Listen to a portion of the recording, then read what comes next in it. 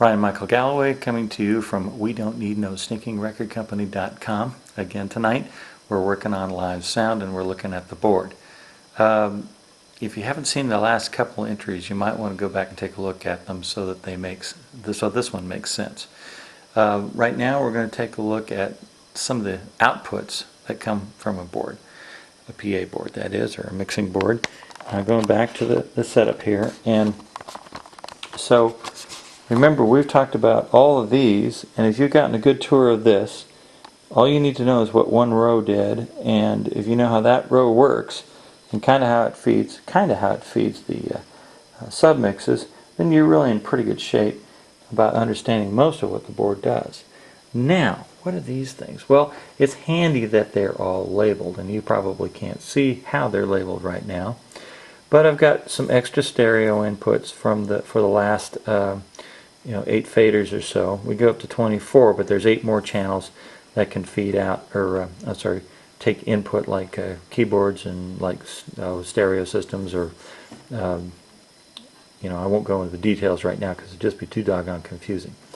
Now, do you remember we had these buttons down here that allowed us to send the signal from a given channel or a cluster of given channels? They come out here. So row 1 all the way across the board comes out this particular auxiliary send right here. Row 2 comes out this one, 3, 4, 5, 6, 7, 8. Well, you can take one of these and you can send it to an amplifier and hook up speakers to that amplifier, and that would become a separate mix for your monitors. You could send one to like a television camera, or 2 or 3 to a television camera or another recording device, and that way you could have a separate mix for them. Although it's kind of a confusing way to do it, it would be a way to get signal to somebody trying to record you off your board with a different mix. These are the stereo auxiliary returns, and we've got subgroup inserts. Now this is kind of interesting. So we got sends. We can take them out and we can actually bring them right back in here. So if they were to go out to effects units and echo chambers and things like that, you could take them out, channel 1, and bring them back in. And so those sends didn't have to be monitors; they could have been effects units. All right. So here we've got subgroup inserts. Subgroup inserts are a way from one one plug to take a signal out and bring it back in. You use a stereo plug for that, and they tell you that the tip of that is an output and the ring of it is an input. And if you look at a stereo plug, you'll know what I'm talking about. And basically it means that, for instance, for these subgroupings down here, you could take them out to an effect and bring them back in. The most common one would be a compressor for, say, vocals, so that the vocals will sit in the mix. So I know that is very confusing, but if you watch it a couple times, it's going to make sense. These are the 2 outputs for the main PA system. They would go to your amplifiers and they'd run your main speakers.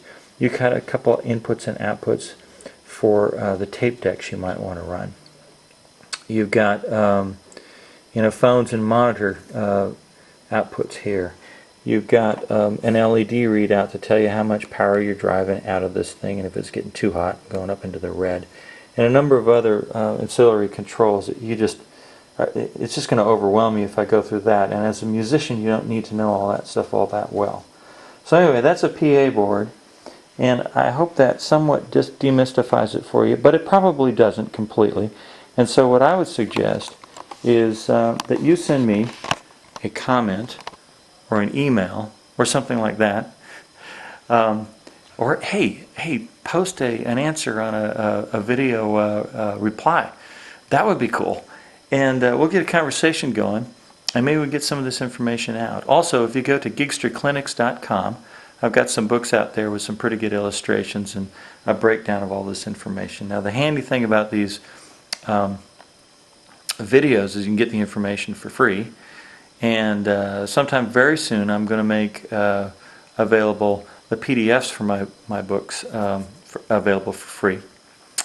And then if you really want a nice bound cover, then you buy my paperback books and you can look inside and see all the diagrams. But, hey, you can get the information for free anyway.